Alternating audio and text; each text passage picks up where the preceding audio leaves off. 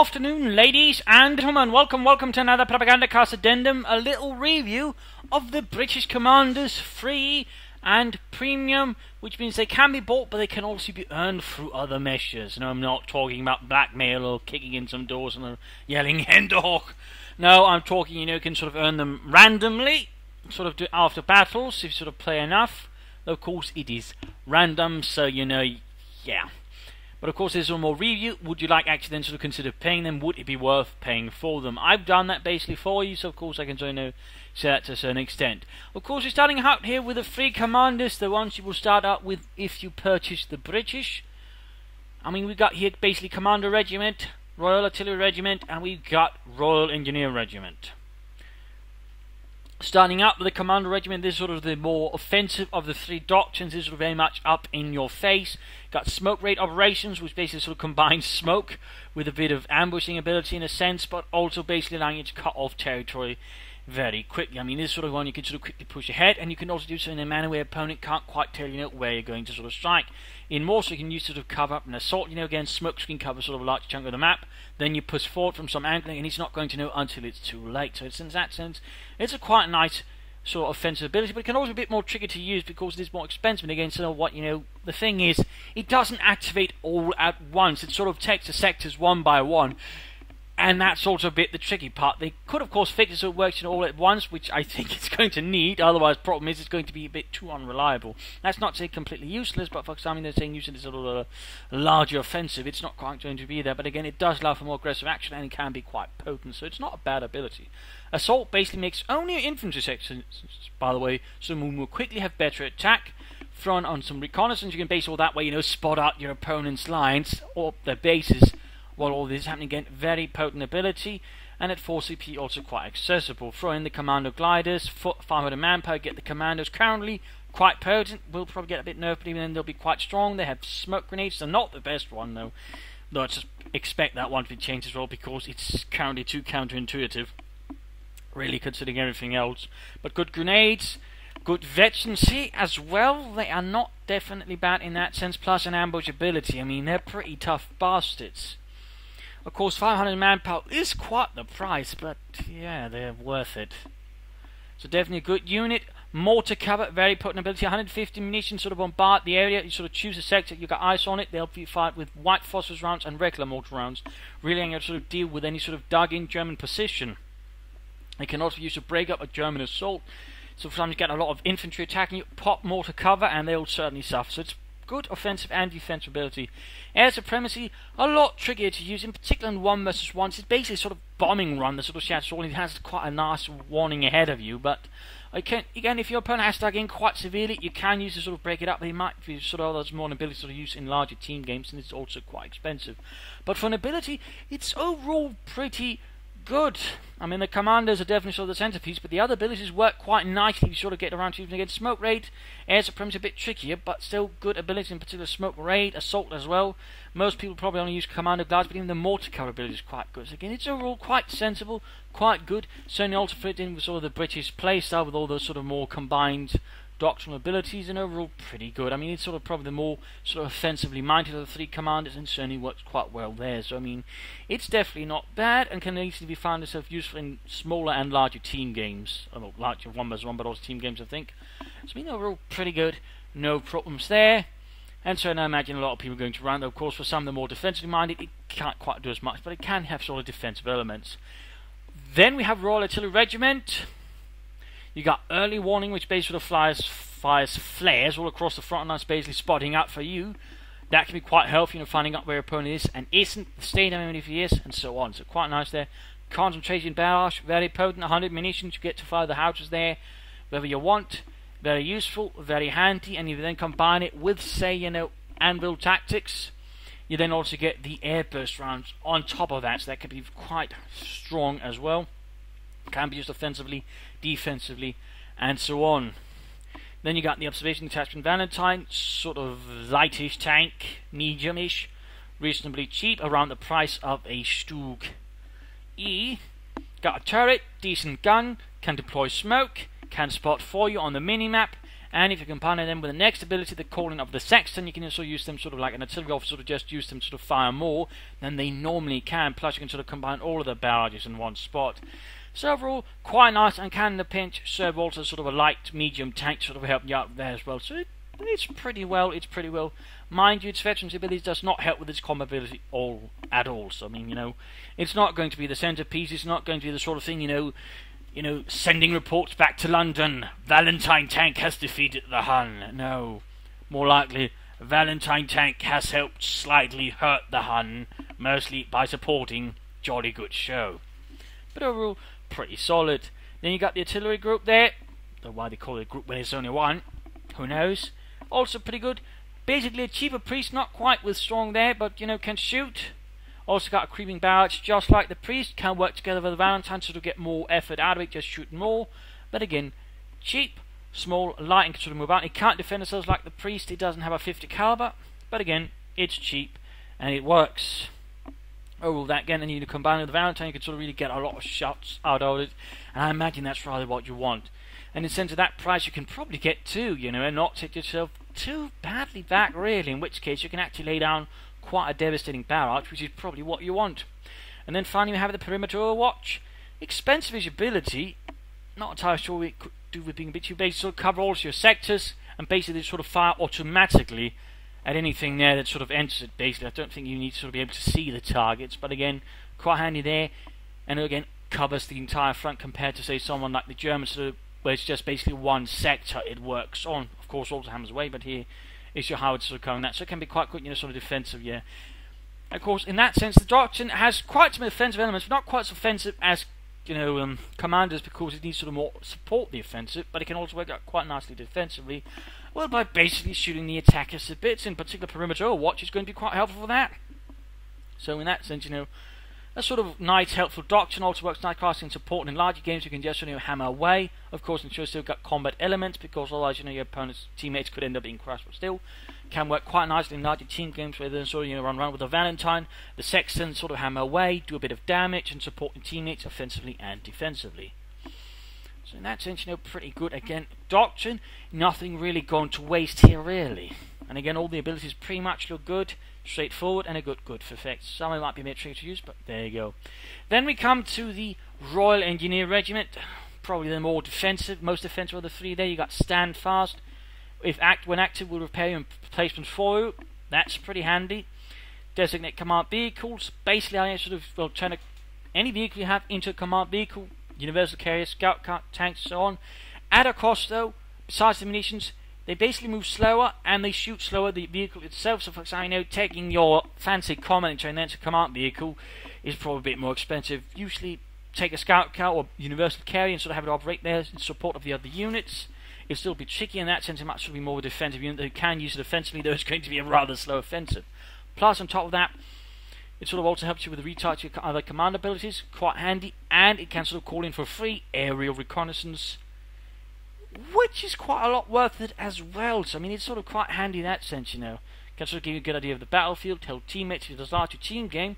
Plus, of course, its aura can help you defensively and offensively as well, though it's going to be tricky there on the offense. I mean, pretty handy there.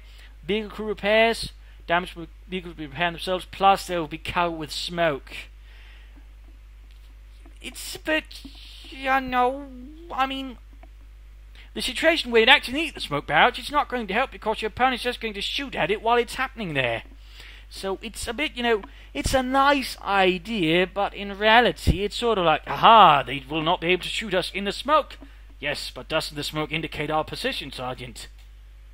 Oh, I hadn't thought about that one. And then they'll shoot you in the smoke attack round.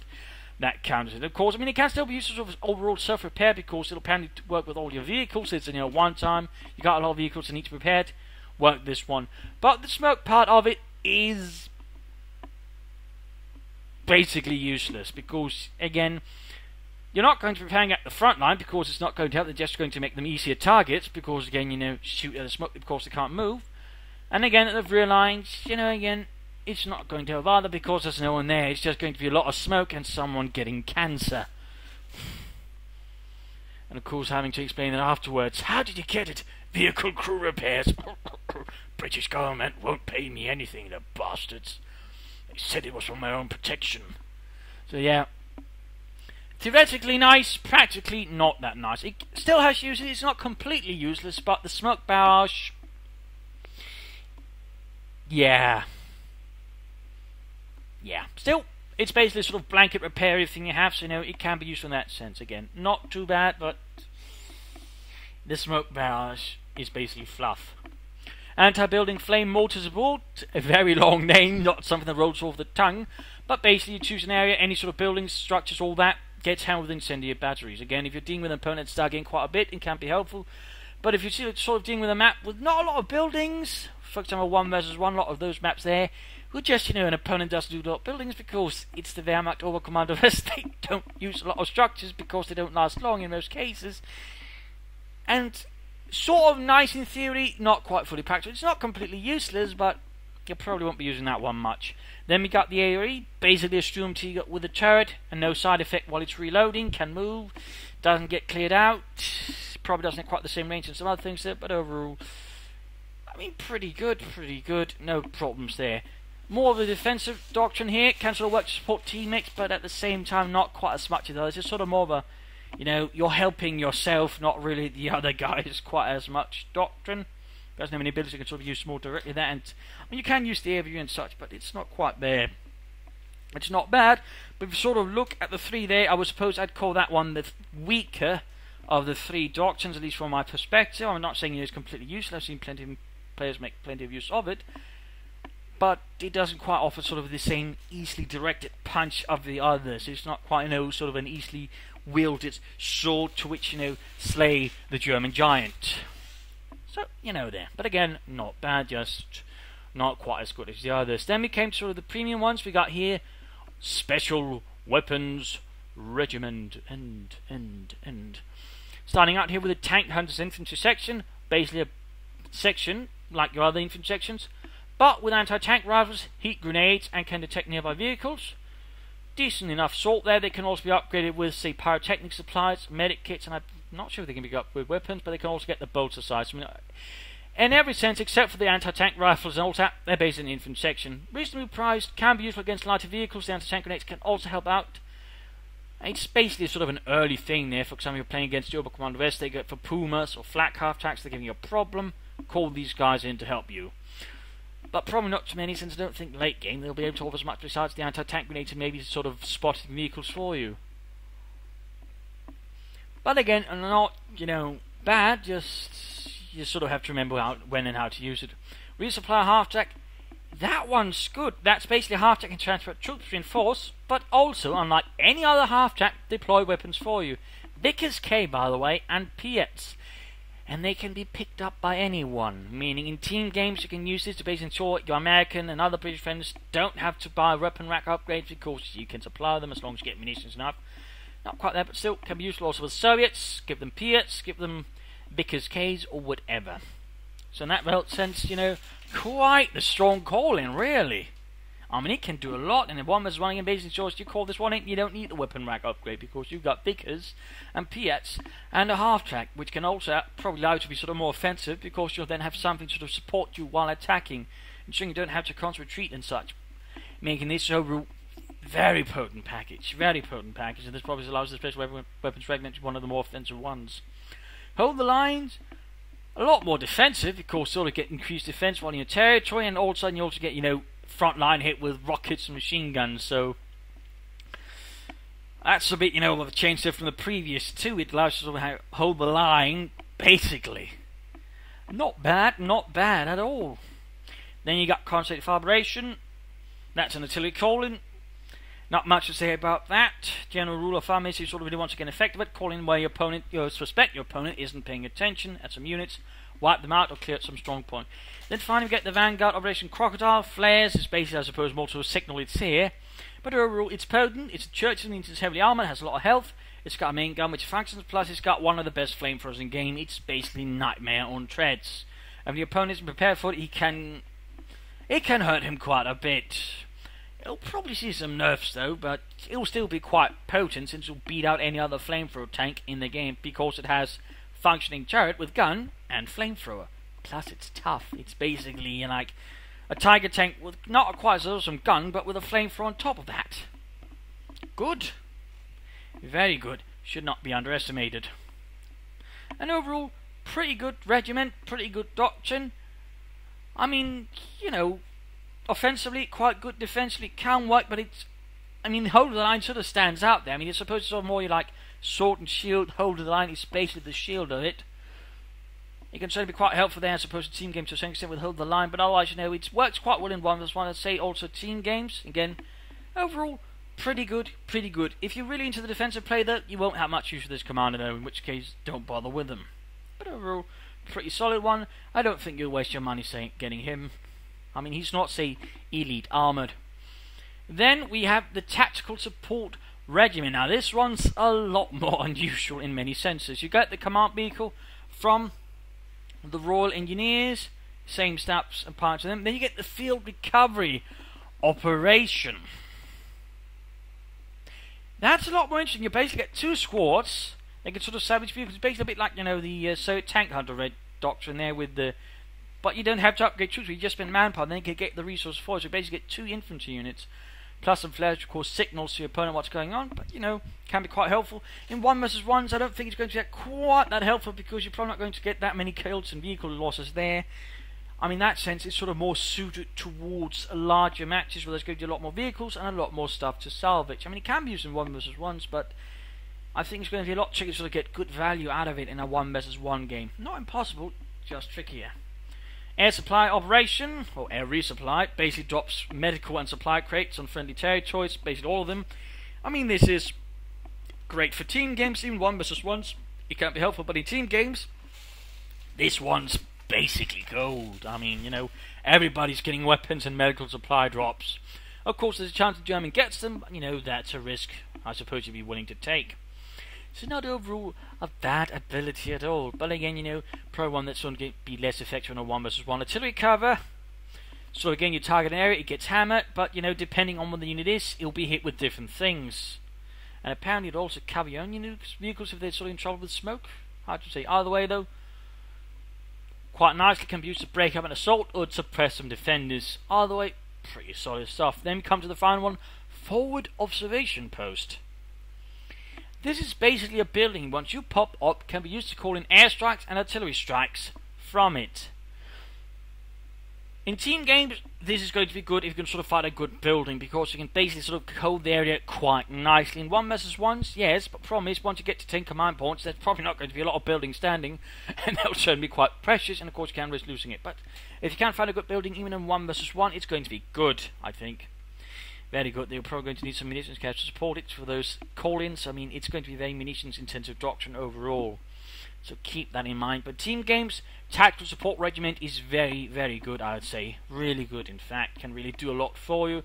1v1s, it's not quite as potent. It's really more built, I think, built for the larger team games. But it can be used, but it's going to be a lot trickier. And there's some maps, you know, for example, like say the really open maps, where it's probably not going to quite, you know, get as much out of it, say like one of the more urban maps with some more dominant buildings sort of holding vital points. But again, for the team game players, very good. For 1v1 players, it's going to be a lot more tricky. This is sort of like Luftwaffe supply, just a bit better, but still, you know, you're sort of in the situation where you're not quite sure how you're going to handle it. And then finally, Vanguard Operations, Raid Operation, Forward Logistics, Vehicle Crew Repairs, Strafing Support, Vanguard Operation Crocodile. This is basically Commando Regiment on steroids. You get the Raid Operation, which basically allows you and your vehicle to capture points really quickly. This is basically breakthrough and counterattack tactics from the Germans that combine into one ability. On your vehicles too, you can quickly decap and quickly cap. This can allow you to harass your opponent heavily. I mean heavily. This is really one of the most offensive doctrines of the British. Forward Logistics Glider. Air Landing Officer 4-man Commander Squad, by the way, with the ability to sort of, you know, do a ooh-rah sort of thing, heroic charge, a bit like the old one. Units around it and the squad itself buffed, got grenades and so on. Plus, you can use the glider to call in regular commandos at 300 manpower. You can only call in one glider at a time, so if your opponent sort of keeps tying them down, of course you can't quite get any commandos compared to them, where though at a premium you can keep calling in commandos. So a little detail there. Also, on top of that, The command glider, or logistics glider, whatever the hell they're calling it, also boosts the sector it lands in. So if you land it correctly, you can get more resources. It's basically an open blitz that drops commandos when it arrives, and can train more commandos, and function as a forward retreat point. It's expensive, 440 manpower, and you can only get one at a time, but you know you're going to get this one. You know you are going to get this one. Don't try to lie. Vehicle crew repairs, yeah. Enough said about that. Strafing support, basically, you get 2 aircraft that hits one with rockets and other machine guns. It's basically 2 airstrikes combined into one. Quite solid. Quite solid. And of course you get the crocodiles. Again, very offensive doctrine. Again, commando on, steroids. You can't quite, say, support all the units as much. It doesn't quite have the same, sort of quickly supporting a radiance on one sector, but you get a lot of firepower. Basically, it also works quite well with harassment. So overall, again, pretty good, and already I think one of my favourite doctrines and regiments amongst the British. I mean, I just love the forward, the air landing officer and all that. So I mean, pretty good, and I say you probably get your money's worth if you got this one, or if you got it sort of randomly, you should be pretty happy. I mean, this is amongst the premium commanders. Again, depending though, personally I'd say it's the best one. But of course, in multi-team games, this one's going to be the best one. And of course, even then one is pretty good. I mean, they're all three pretty good. I mean, there's not really much there to complain about. I mean, overall, pretty good overall, all across the board. And certainly also the premiums. Some of them can, of course, again, like this one, seem like a better version of this one. But even then, this one offers some good things this one doesn't get. So, they all sort of nicely balanced in a sense. If you will, of course, some skin get nerfed. Crocodile definitely going to get nerfed. But still, pretty good stuff. It's not like with the Overcommand West where then had elite harmony on bases or scratch your head and went, well, that's awkward. No, pretty good pool here, and certainly I don't think you'd sort of go wrong anywhere sort of getting any of these commanders. They're all pretty potent, works for different playstyles, of course. Some more likely team games, but overall I think if you're working 1 versus 1 and 2 versus 2, so this one's probably sort of the one that's going to be the hardest, though, sort of meshing into team games. But it can still work, but again, you'll pretty much then go to on the attack, not supporting others. This is as far away from support as it gets. But there you go, these are the 6 British commanders. Hopefully this is enlightening you, giving you a better clear how to use them, and if you want to get them, the more premium ones than this. And of course, don't worry as more commanders arrive, which we've seen evidence that will. I will, of course, make review videos of those and put those up as well. So hopefully this has been enlightening. And if you did, feel free to follow and subscribe. This is Imperial Dancing. Cheers, thank you for watching, and see you another time. Bye.